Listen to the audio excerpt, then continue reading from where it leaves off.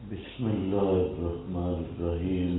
بَإِذَا تُتْلَى عَلَيْهِمْ آیاتنا، یہ شکوہ جو سمرہ پہ ہے، جب پڑھی جاتی ہیں اوپر ان کے ہماری آیات، قالوا قد سمعنا، کہتے ہیں تحقیق سن لیا ہم نے، لو نشاء لقلنا مثل ھذا، اگر ہم چاہیں تو البتہ کہہ سکتے ہیں مثل اس قرآن کے، ان ھذا الا اساطیر الاولین، نہیں ہے یہ مگر اساطیر کہانیاں پہلوں کی، پہلے لوگوں کے کہانیاں اور جھوٹے واقعات۔ اس پر دو لفظ لکھے ہیں، قالوا قد سمعنا، سمرہ اولا عدم فرقان، عدم فرقان۔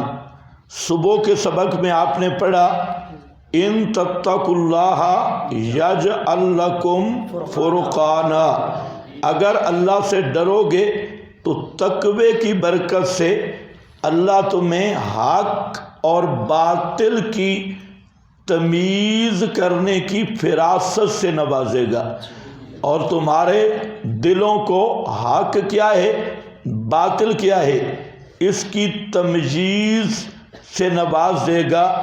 تو اب یہ نمونہ ذکر کیا کہ جن لوگوں نے تقوی اختیار نہیں کیا، تقوی کس چیز کا نام ہے؟ توحید کا تقوی، جنہوں نے اللہ تعالیٰ کی توحید پر ایمان نہیں لایا تو ان میں حق اور باطل کی تمیز نہیں، اس لیے قرآن جیسی کتاب کی حقانیت کو بھی وہ نہیں سمجھ سکے۔ تو یہ ہے ثمرہ عدم فرقان، عدم فرقان کا ثمرہ اور نتیجہ۔ اگر ان کے پاس فرقان والی قوت ہوتی تو یہ سمجھ جاتے کہ یہ کلام اللہ ہے، اور یہ کہنا لقلنا مثل ھذا یہ اس وجہ سے ہے کہ ان میں حق اور باطل کی تمیز ہی نہیں اور فرقان ہی نہیں، ورنہ لو نشاء یہ ایسی بڑا کہ وہ سمجھتے تھے کہ قرآن جیسی کتاب کوئی نہیں، یہ وہ خود اقرار کرتے تھے، اور یہ بیانیہ بنا رہے ہیں لوگوں کو مرعوب کرنے کے لیے، جس طرح کے اہل حق دورہ تفسیر پڑھاتی ہیں اور اس کے ساتھ پھر للڑ بھی شروع ہو جاتے ہیں، وہ کہتے ہیں ہم بھی تو اس طرح پڑھا سکتے ہیں، حالانکہ وہ پڑھا چھڑا کوئی نہیں سکتے۔ وہ بھی جب پڑھاتے ہیں تو جواہر القرآن 7 والے رومال کے نیچے پڑی ہوتی ہے، ادھر سے دیکھ کے پھر بابا صاحب آگے دوسرا گیئر لگاتا ہے۔ مکہ والے مشرک بھی بالکل اسی پوزیشن پہ تھے، وہ یہی کہہ رہے تھے کہ اس طرح تو لو نشاء لقلنا مثل ھذا، یہ کہنا آسان ہوتا ہے، کرنا مشکل ہوتا ہے۔ ہاں البتہ کہہ سکتے ہیں ہم مثل اس قرآن کے، کہہ سکتے ہیں، کہو نا فاتو بسورۃ، ایسے کہہ سکتے ہیں، قرآن تمہیں چیلنج کر رہا ہے کہ لاؤ ایک سورت، اور تمہارے اگلے پچھلے سارے منہ پھٹا کے پیچھے نکل گئے تو کہہ سکتے ہیں، کہو ذرا۔ تو آج بھی یہی ہوتا ہے، کہہ سکتے ہیں ہم بھی یہ کام کر سکتے ہیں، ہوتا چھوتا کوئی نہیں۔ ہاں صرف نکالی کیا اصل کا مقابلہ کر سکتی ہے۔ مثل ھذا ان ھذا الا اساطیر الاولین، نہیں ہے یہ قرآن مگر کہانیاں پہلے لوگوں کی، اسطورہ کی جمع ہے کہانیاں اور گپ شپ۔ وَإِذْ قَالُوا، اور جب کہا انہوں نے، یہ ماقبل سے ترقی ہے، یہ دوسرا ثمرہ ہے عدم فرقان کا، کہ پہلا تو قرآن کو پہچانا ہی نہیں، شرک کی وجہ سے ان کی تمیز کی قوت وہ تباہ ہو چکی ہے، ختم ہو چکی ہے۔ اب اس سے بڑھ کے دوسرا ثمرہ، اذ قالوا، جب کہا انہوں نے، اللہم ان کان ھذا ھو الحق من عندک، اللہم یا اللہ ان کان ھذا اگر ہے یہ قرآن، ان کان ھذا کا معنی اگر ہے یہ قرآن، ہوبا بوہی الحق کا من عندک حق تیری طرف سے، فامطر علینا پس بارش کر ہم پر، حجارۃ من السماء پتھروں کی آسمان سے، ابئتنا یا لے آ ہم پر، بعذاب علیم عذاب دردناک، جو پہلے کی طرح خرق عادت ہو، ہمیں کوئی اور عذاب میں مبتلا کر دے۔ تو یہ بھی ثمرہ تھا عدم فرقان کا، ورنہ دعا مانگی طریقہ نہیں آیا۔ دعا میں یہ بھی تو کہہ سکتے تھے کہ اگر یہ حق ہے تو ہمیں ماننے کی توفیق دے دے، اگر یہ وہی حق ہے تیری طرف سے۔ لیکن اللہ تعالیٰ جہاں بیان یہ کر رہے ہیں کہ ایسے ضدی بے ایمان تھے کہ ضد اور اناد حد سے گزرے ہوئے کہ اگر یہ حق بھی ہے تو پھر بھی ہم نے ماننا نہیں، یعنی ضد اور اناد میں آج کے ملا کے برابر پہنچے ہوئے تھے۔ آج کا مولوی بھی یہی ہے، کہتے ہیں ٹھیک ہے حق ہے سچ ہے، لیکن یہ لیکن جب کرتا ہے آگے سے ساری لعنت پڑتی ہے لیکن کے بعد۔ یہ تو ٹھیک ہے نا بادشاہو، لیکن پھر بھی آخر ہم نے بھی لوگوں میں جانا ہے، آخر مشرک کے لیے مغفرت کی دعا کر لیں تو اس میں کیا حرج ہے؟ اگر کسی بدماش مشرک کافر کے لیے ہم نے کہہ دیا اللہ مغفرت فرما دے تو ہم نے سیاستن کہا ہے، یہ ہماری سیاست ہے۔ ہاں قرآن میں تو ہم پڑھاتے ہیں ما کان للنبی والذین آمنوا ان یستغفروا للمشرکین، یہ تو ہے ہمارا عقیدہ۔ اور پھر جب کوئی مشرک مرے اس کے لیے جو مغفرت کی دعا، یہ ہے سیاست، لاکھ لعنت اس سیاست پر بھی، یہ اس کی سیاست ہے، بالکل الگ ایک وہ سیاست ہے اور یہ عقیدہ ہے۔ ماشاءاللہ زبردست، سیاست اور عقیدے میں فرق ہے۔ ہاں بھئی، ان کان ھذا ھو الحق من عندک، یہ تب ہوتا ہے جب فرقان حق باطل کی تمییز ختم ہو جائے تو آدمی کا احساس اور دینی حمیت اور غیرت اٹھ جاتی ہے، اور جب دینی حمیت اور غیرت ختم ہو جائے تو پھر وہ اسے کوئی پرواہ نہیں ہوتی کہ میرا مذہب کیا ہے، میرا عقیدہ کیا ہے، میں پڑھا کیا رہا ہوں اور بک بک کیا کر رہا ہوں، اسے پھر اس کی تمجیز نہیں ہوتی۔ ابیتنا بعذاب علیم وما کان اللہ، جواب شکوہ ہے کہ جب یہ مانتے نہیں اور کہتے ہیں کہ امطر علینا حجارۃ من السماء، آسمان سے عذاب مانگ رہے ہیں، یا زمین کا عذاب یا کوئی اور عذاب، تو پھر عذاب آیا کیوں نہیں؟ فرمایا وما کان اللہ لیعذبہم وانت فیہم، نہیں ہے اللہ یہ کہ عذاب دے ان کو، وانت فیہم اس حال میں کہ آپ ان کے اندر ہوں، وما کان اللہ معذبہم، اور نہیں ہے اللہ کے عذاب دینے والا ان کو، نہیں ہے اللہ عذاب دینے والا ان کو، وَهُمْ يَسْتَغْفِرُونَ اس حال میں کہ وہ استغفار کرتے ہوں، یستغفرون استغفار کرتے ہوں۔ اب ذرا دیکھنا ہے، دو معنی عذاب کے ذکر کیے، ایک یہ کہ جب انت فیہم آپ ان کے اندر موجود ہوں عذاب نہیں آئے گا، اور دوسرا معذبہم وہم یستغفرون، ہم ضمیر کے مرجع میں دو قول ہیں، ایک قول یہ ہے کہ ہم ضمیر کا مرجع مشرکین ہیں، یہی مشرکین، اور حضرت عبداللہ ابن عباس رضی اللہ تعالیٰ عنہ فرماتے ہیں کہ جب وہ طواف کرتے تھے تو طواف میں وہ پڑھتے تھے غفرانہ کا، جس کو ہم پڑھتے ہیں استغفر اللہ، تو یہ اس کے قائم مقام تھا، تو مشرک کے اعمال کے متعلق میں پہلے بات کر چکا ہوں کہ نوفی الیہم اعمالہم، مشرک جو نیکیاں کرتا ہے اس کی نیکیوں کا بدلہ دنیا میں مل جاتا ہے، اس کا ثواب نہیں ہوتا۔ ثواب تو حبطت اعمالہم، حبط عمل سے مراد حبط ثواب ہے، لیکن جو وہ نیکیاں کرتا ہے اس کا بدلہ اور صلہ دنیاوی نعمت یا دنیاوی راحت یا دنیاوی کسی بیماری کا رفع کرنا، تو دنیاوی معاملات میں اس نیکی کا بدلہ اسے مل جاتا ہے۔ تو ثواب کا تعلق تو آخرت کے ساتھ ہے، آخرت کے بارے میں تو مشرک کے سارے عمل برباد ہیں اور ان کا کوئی ثواب نہیں۔ تو اس توجیہ پر بعض حضرات نے ہم یستغفرون سے مراد مشرکین عرب لیے کہ مکہ کے مشرکین وہ استغفار کرتے تھے، اس استغفار کو معنی عذاب قرار دیا گیا۔ لیکن دوسرا قول یہ ہے، ذرا نکالیں سورۃ الفتح آیت نمبر 25۔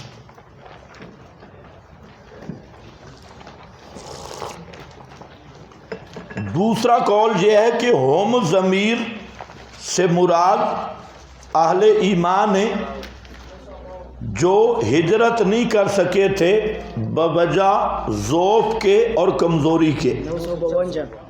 952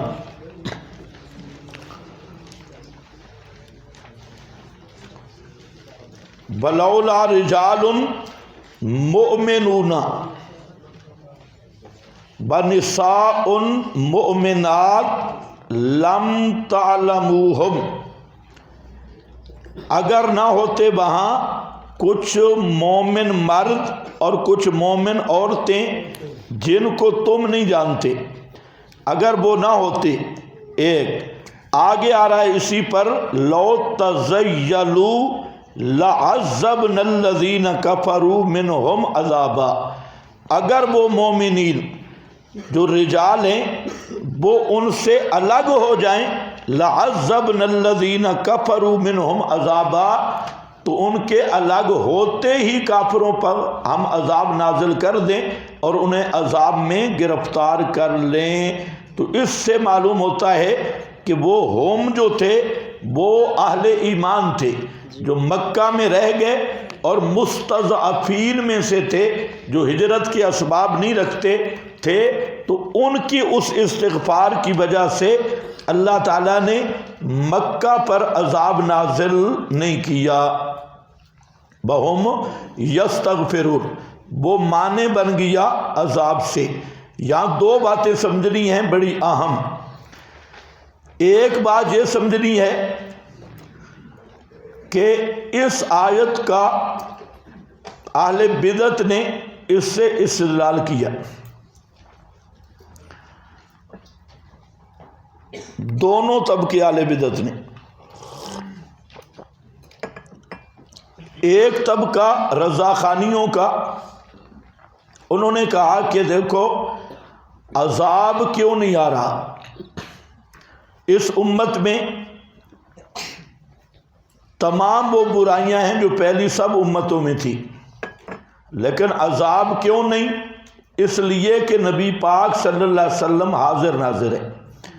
اگر آپ حاضر ناظر نہ ہوں تو عذاب آ جاتا، تو اللہ تعالیٰ نے فرمایا وَمَا كَانَ اللَّهُ لِيُعَذِّبَهُمْ وَأَنْتَ فِيهِمْ، تو امت پہ عذاب اس لیے نہیں آ رہا کہ آپ حاضر ناظر ہیں، ہر جگہ پہ موجود ہیں، ورنہ یہ اس امت پہ عذاب آ جاتا جو بریلوی مولویوں کے کرتوت ہیں۔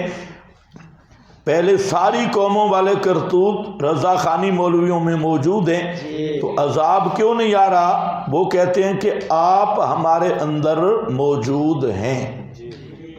ایک دوسرے ان کی ریس میں للڑوں نے بھی استدلال کیا کہ عذاب اس لیے نہیں آ رہا کہ نبی پاک صلی اللہ علیہ وسلم مدینہ منورہ میں زندہ ہیں، اس لیے عذاب نہ۔ اگر آپ مدینہ منورہ میں زندہ نہ ہوتے تو عذاب آ جاتا، کیونکہ للڑ کہتے ہیں کہ ہمارے اندر بھی ایسے کرتوت ہیں جو بریلویوں سے بھی بدتر ہیں، اور قوم لوط سے بھی بڑھ کے ہیں، قوم شعیب سے بھی بڑھ کے ہیں، قوم عاد سے بھی بڑھ کے ہیں۔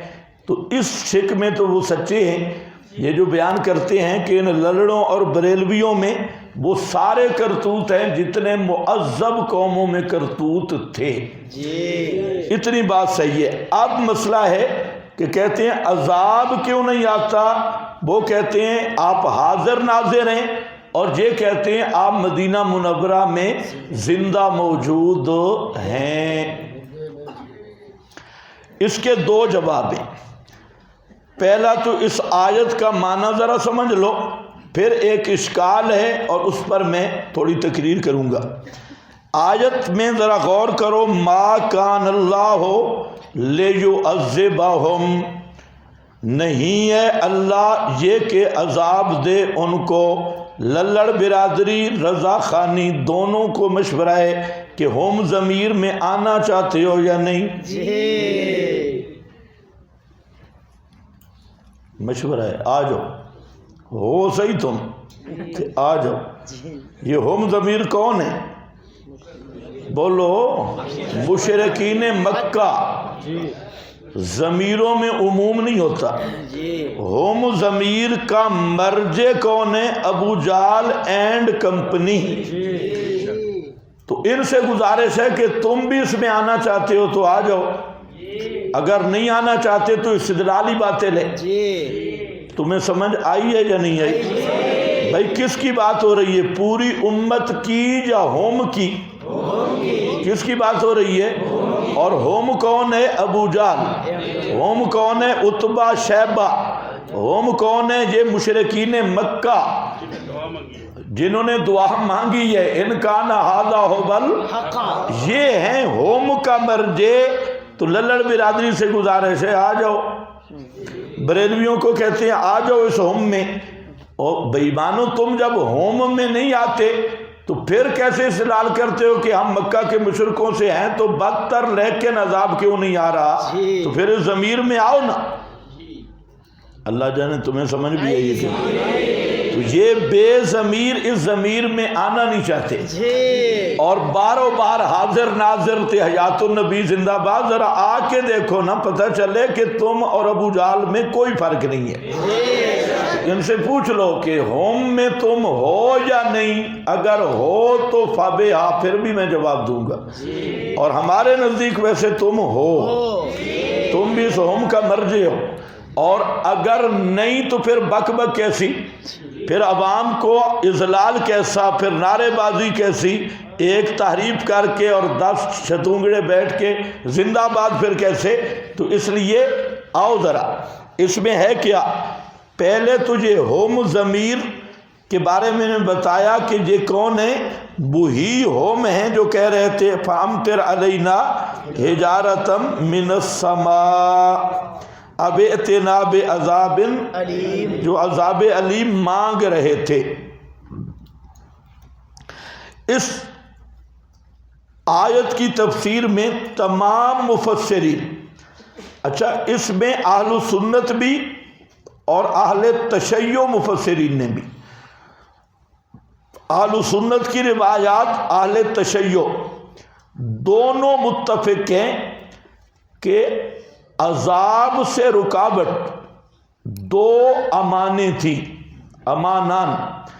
ایک امان تھا نبی کا وجود، اور دوسری امان تھی استغفار۔ اور وفات پر نبی کریم علیہ السلام دنیا سے چلے گئے، ایک امان ختم ہو گئی اور ایک امان باقی ہے۔ تمام اہل سنت مفسرین اور تمام اہل تشیع مفسرین دونوں نے اپنے مذہب کی اپنی اپنی سندوں کے ساتھ روایات میں اس آیت کا یہی معنی کیا کہ امت کے لیے عذاب سے امانان تھی، دو امانیں تھی۔ ایک امان بولو بولو شابش، اور پچھلے کشمیر والے بھی بولو، کیا تھا؟ پیغمبر کا وجود۔ اور دوسری امان کیا تھی؟ استغفار۔ اور جب نبی کریم علیہ السلام کی وفات ہو گئی تو ایک امان اٹھ گئی، حاضر ناظر اور عقیدہ حیات النبی، ہم حیات النبی مانتے ہیں، ان چبلوں والے عقیدے کی بات، ان والا عقیدہ، دونوں امانیں، ایک امان اٹھ گئی، دونوں عقیدے بھی اٹھ گئے، اور ہم ضمیر کا مرجع بھی آ گیا، بات مکمل ہوگی۔ اب اس کو اگر میں چلاؤں تو دلائل کی روشنی میں چلا سکتا ہوں، اور آپ پڑھ چکے ہیں خود نبی کریم علیہ السلام کو اللہ تعالیٰ نے کیا فرمایا، 6 آیات ایک مضمون کی کہ اما نُرِيَنَّكَ بَعْضَ الَّذِي نَعِدُهُمْ أَوْ نَتَوَفَّيَنَّكَ، وفات کے بعد پھر رویت عذاب نہیں ہوگی۔ تو نور جنہ کا کو بھی ذرا ذہن میں رکھو، یہاں پر بھی اشکال آ رہا ہے، اس کے اگلے مرحلے میں حل کرتا ہوں۔ اشکال ہے، اللہ فرماتے ہیں یا تو آپ کے ہوتے ہوئے زندگی میں عذاب آئے گا اور آپ اپنی آنکھوں سے دیکھیں گے، یا یہ ہے کہ آپ کو وفات دے کر بعد میں ہم عذاب لائیں گے، جبکہ جہاں فرمایا کہ انت فیہم، آپ کی موجودگی میں عذاب آ ہی نہیں سکتا، ادھر فرمایا نور جنہ کا بعض الذی نعدہم اور نتوفینہ کا۔ اشکال ذہن میں ہے ایک۔ اب ذرا پہلے مفسرین سے فارغ ہو لیں، چند حوالے دیکھ لیں کہ اس کا کیا معنی کرتی ہیں۔ یہ پہلے بزرگ ہیں حضرت ابو موسیٰ الاشعری رضی اللہ تعالیٰ عنہ، فرماتے ہیں کان فیکم امانان، تم میں 2 امانیں تھیں، امانان یعنی 2 عذاب سے بچاؤ کے 2 سبب تھے، ایک وما کان اللہ لیعذبہم وانت فیہم وما کان اللہ معذبہم وہم یستغفرون، فَأَمَّا النَّبِيُّ، بہرحال نبی صلی اللہ علیہ وسلم، فَقَدْ مَضَى، فَقَدْ سارے پڑھو، فَقَدْ بہرحال پہلی امان پیغمبر کریم کا وجود، فَقَدْ مَضَى آپ تشریف لے گئے، کس کے ساتھ؟ موت کے ساتھ۔ مضى بل استغفار کائن فیکم الی یوم القیامہ، اور استغفار تم میں رہ گئی قیامت تک، استغفار کرو گے عذاب سے بچو گے۔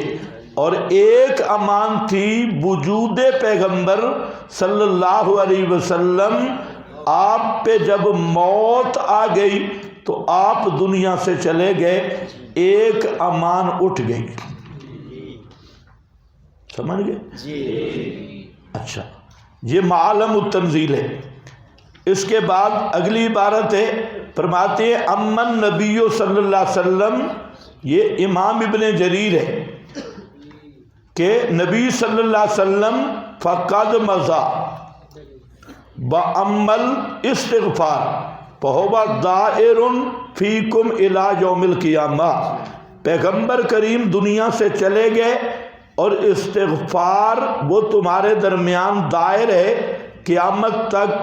ان عامر ابی الخطاب الثوری قال سمیت ابا العلا، ابو موسیٰ الاشعری صحابی کی تفسیر ہے، ابو العلا یہ فرماتے ہیں کان لامت محمد امانتان، امت محمد کے لیے صلی اللہ علیہ وسلم 2 عذاب سے بچانے کی امانیں تھیں، فذہبت احداہما، بس ایک چلی گئی، وبقیت الاخری دوسری باقی ہے، وما کان اللہ لیعذبہم وانت فیہم، کان بعض اہل العلم یقول، بعض اہل علم کہتے ہیں ہما امانان انزلہم اللہ فاما احدہما فمضى نبی اللہ، نبی پاک صلی اللہ علیہ وسلم دنیا سے چلے گئے، بَأَمَّا الْآخَرُ اور دوسری جو تھی أَبْقَاهُ اللَّهُ رَحْمَةً بَيْنَ أَظْهُرِكُمْ الاستغفار بالتوبہ۔ دوسری امان کیا تھی؟ استغفار اور توبہ والی، یہ باقی ہے۔ ابن جریر ہے، اسی طریقہ سے آگے مفسر ابن عباس جانتے ہو، حضرت عبداللہ ابن عباس فرماتے ہیں کان فیہم امانان، ان میں دو امان تھے، ایک نبی اللہ والاستغفار، فذهب النبی صلی اللہ علیہ وسلم، نبی پاک تشریف لے گئے، وبقی الاستغفار۔ ابن عباس نے کہا جعل فی هذه الامہ، اللہ نے اس امت میں دو امانیں رکھی، لا یزالون معصومین، ہمیشہ بچے رہیں گے اور کبار عذاب سے جب تک وہ ان کے اندر ہیں، فَأَمَانٌ قَبَضَهُ اللَّهُ إِلَيْهِ، ایک امان اللہ نے اپنی طرف اٹھا لی، وَأَمَانٌ بَقِيَ فِيكُمْ، ایک باقی ہے اور وہ ہے مَا كَانَ اللَّهُ لِيُعَذِّبَهُمْ وَأَنْتَ فِيهِمْ۔ ابن ابی حاتم میں یہی معنی ابو اللیث سمرقندی کان امانان فی الارض رفع احدہما وبقی الآخر، ایک اٹھا لی گئی دوسری باقی ہے۔ آگے اگلی عبارت کس کی ہے بھائی؟ امام راضی فرماتے ہیں دلت حاضر آیت علی ان الاستغفار امان، اس آیت سے پتہ چلا کہ استغفار یہ عذاب سے مانے ہے، بسلامت من العذاب، امان اور سلامتی ہے عذاب سے۔ ابن عباس کہتے ہیں کان فیہم امانان نبی اللہ والاستغفار، نبی پاک صلی اللہ علیہ وسلم اور استغفار، اما النبی صلی اللہ علیہ وسلم فقد مضى واما الاستغفار فهو باق الى یوم القیامہ، استغفار قیامت تک باقی ہے۔ مدائنی نے کہا بعض العلماء قال کان رجل من العرب فی زمن النبی صلی اللہ علیہ وسلم مسرفا علی نفسہ، آپ کے زمانے میں ایک آدمی تھا جو کچھ مسرف تھا یعنی گناہگار تھا، لم یکن یتحرج، وہ اس کو حرج نہیں سمجھتا تھا، فلما جب نبی کریم علیہ السلام کی وفات ہو گئی، لبس الصوف ورجع عما کان علیہ، تو وہ ذرا صوفی بن گیا، وَأَظْهَرَ الدِّينَ اور دین کو ظاہر کیا، قربانیوں کو، فَقِيلَ لَهُ لَوْ فَعَلْتَ هَذَا وَالنَّبِيُّ حَيٌّ،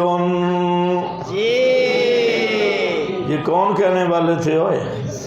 یہ 1957 سے پہلے کی بات ہے یا بعد کی؟ ہاں یہ ذرا خیال کرو تو کیا کہہ رہے ہیں کہ لو فعلت ھذا والنبی حی، اگر تو نے یہ کام کیا ہوتا اس دوران جب پیغمبر زندہ تھے، اس وقت جب پیغمبر زندہ تھے، لفرح بکا، لفرح بکا عرض اعمال، لفرح بکا، پیغمبر کریم خوش ہو جاتے تیرے عمل سے۔ یہ کیوں کہا گیا کہ صحابہ کا نظریہ یہی تھا کہ وفات کے بعد اب عرض اعمال بھی ہاں زندگی میں تھا، یہ تو تصور ہی نہیں تھا صحابہ کا، یہ تو ایران میڈ ان ایران نظریہ ہے۔ جیسے آج ظہر کے بعد پڑھا مستقل باب عرض الاعمال علی النبی والائمہ، یہ وہ ہیں الائمہ، ان پہ عرض اعمال۔ لیکن صحابہ کیا کہتے ہیں؟ قیل لہ، اسے کہا گیا لو فعلت ھذا والنبی حی لفرح بکا، قال کان لی امانان، میرے لیے دو امان تھی، فمضى واحد وبقي الآخر، ایک امان چلی گئی، ایک باقی ہے، کوئی سمجھ گیا کہ نہیں؟ آگے لا يعذبهم وانت فيهم اکرام اللہ و جرین علی عادتہ تعالی ما مکذبی انبیائہ اللہ یعذبہم وانبیاؤہم مقیمون فیہم عذابا یستأصلہم فی. تو فرما رہے ہیں کہ یہ کوئی خصائص نہیں ہے، یہ عادت اللہ یہی ہے کہ جب تک پیغمبر موجود ہو عذاب اللہ نہیں دیتا. پیغمبر ہجرت کر جاتا ہے عذاب تب آتا ہے. پہلے انبیاء کے ساتھ بھی اسی طرح معاملہ رہا. ابن عباس نے کہا لم تعذب امت قط ونبیھا فیھا وعلی جماعت المتاولین فالمعنی فما کانت، بس نہیں ہے کہ عذاب دیا جائے تیری امت کو، انت فیہم بل کرامتک عند ربک اعظم ان اللہ جعل من عذاب الدنیا امنتین کون الرسول مع الناس والاستغفار فارتفعت الواحد وبقی الاستغفار. یہ پہلا مسئلہ ہو گیا کہ انت فیہم کس کو کہا گیا؟ مشرکین مکہ کو، کہ پیغمبر تمہارے اندر موجود ہو تو اللہ عذاب تمہیں نہیں دے گا. یہ اچھا، اس پر یہ حوالے آگے. پھر پیغمبر کریم دنیا سے چلے گئے تو ایک امان نہ مدینہ منورہ میں زندہ موجود ہے، مزا ذہبا فارقت دنیا ذہب رسول اللہ. صحابہ کو زیادہ پتہ ہے یا للڑ پارٹی کو یا رضا خانیوں کو؟ صحابہ تو کہتے ہیں، کوئی کہتے ہیں ذہب رسول اللہ، کوئی کہتا ہے خرج رسول اللہ صلی اللہ علیہ وسلم من الدنیا، کوئی کہتا ہے فارقت دنیا، اللہ کے محبوب سالم دنیا سے جدا ہو گئے. کوئی کہتا ہے توفی اللہ نبیہ، کوئی کہتا ہے توفی النبی، کوئی کہتا ہے مات رسول اللہ. یہ سارے صحابہ یہ مختلف الفاظ پڑھ رہے ہیں. پتہ چلا کہ موت کے بعد پیغمبر کریم کو زمین کی کسی جگہ پہ حیات دنیاوی کے ساتھ زندہ ماننا یہ خالصاً کفریہ نظریہ ہے.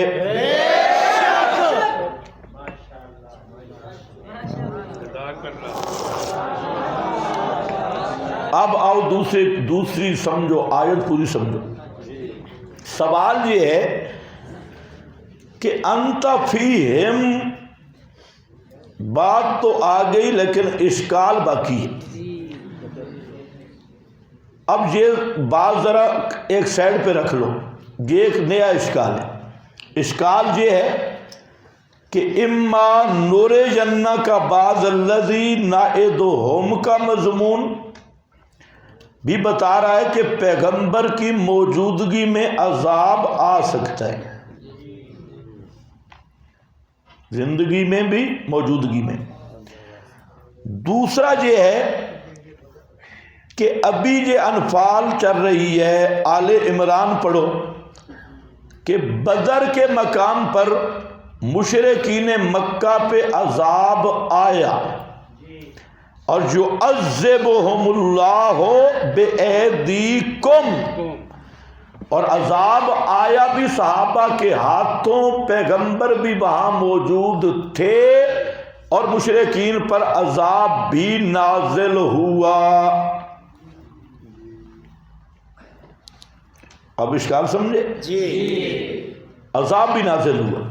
تو پھر اس کا کیا معنی ہے؟ ما کان اللہ لیعذبہم وانت فیہم، تو آپ بدر میں تھے، مشرکین پہ عذاب آ گیا، تو اس کا پھر کیا مطلب ہے؟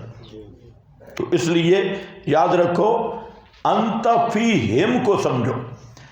انت فیہم سے مراد یہ ہے کہ جب تک پیغمبر قوم میں رہ کے مسئلہ بیان کر رہا ہو، انت فیہم ویسے رہنا مقصد نہیں، قوم میں رہ کے مسئلہ بیان جب تک پیغمبر کر رہا ہو اس دوران عذاب نہیں آتا، کیونکہ اس دوران عذاب آئے تو پھر قوم کیا سمجھتی ہے کہ یہ اس نبی کی نحوست ہے، ہمارے شرک کی وجہ سے نہیں آیا، جیسا کہ جناب موسیٰ علیہ السلام کے ہوتے ہوئے تمہیدی عذاب آئے تو یطیروا بموسیٰ، تو وہ فوراً جب کوئی عذاب آتا تو حضرت موسیٰ کو کی طرف نحوست کی نسبت کرتے، تو اتمام حجت نہیں ہو سکتا جب تک پیغمبر مسئلہ بیان کر رہا ہو، تو تمہیدی عذاب تو آ سکتے ہیں جیسے مشرکین پر قحط آیا اور اس طرح کے عذاب، لیکن بڑا عذاب تب آتا ہے جب اتمام حجت ہو جائے اور پیغمبر مسئلہ بیان کرنا ختم کر کے ہجرت کرے۔ تو جب آپ نے ہجرت کر لی تو بدر میں جو آئے تھے ان پہ اتمام حجت ہو چکی تھی اور وہاں مسئلہ نہیں بیان ہو رہا تھا، وہاں ضرب یضرب کا دور تھا اور وہ دعوت سے کام تھوڑا اوپر نکل چکا تھا، اس لیے انت فیہم میں اس بات کو ملحوظ رکھنا ضروری ہے کہ پیغمبر صرف موجود نہیں، پیغمبر موجود ہو اور مسئلہ بیان کر رہا ہو تو مسئلے کے بیان کے دوران اللہ قوم پر مستقل عذاب نازل نہیں کرتا۔ اس کی وجہ یہ ہے ایک تو اتمام حجت ہو رہا ہوتا ہے اور دوسرا قوم اشتباہ بھی ہوتا ہے کہ یہ عذاب کس وجہ سے آیا۔ وہ قوم جب تمہیدی عذاب چھوٹے چھوٹے عذاب آئے تو قوم کہنے لگی یطیروا بموسیٰ ومن معہ، انہوں نے کہا ان وہابیوں کی نحوست ہے، یہ جب سے آئے ہیں ہمارے خان کے خلاف جب اٹھے ہیں نا، خان کے خلاف، ہمارے خان کے خلاف جب سے یہ آئے ہیں یہ کام وہاں سے گڑبڑ ہوئے۔ تو اسی طرح یہاں پر اگر ہوتا تو مکہ والے کہتے جب سے یہ مماتی وہابی آئے اور انہوں نے شروع کیا لا یسمعوا اموات غیر احیاء، بزرگوں کی بے ادبی توہین کی، تب یہ عذاب آیا، تو یہ بات کھلتی نہیں لوگوں پر کہ عذاب شرک کی وجہ سے آیا ہے، کرتوت ان کے ہیں یا کوئی اور وجہ تھی۔ تو انت فیہم میں اس کا ملحوظ رکھنا ضروری ہے۔ وما کان اللہ معذبہم وہم یستغفرون،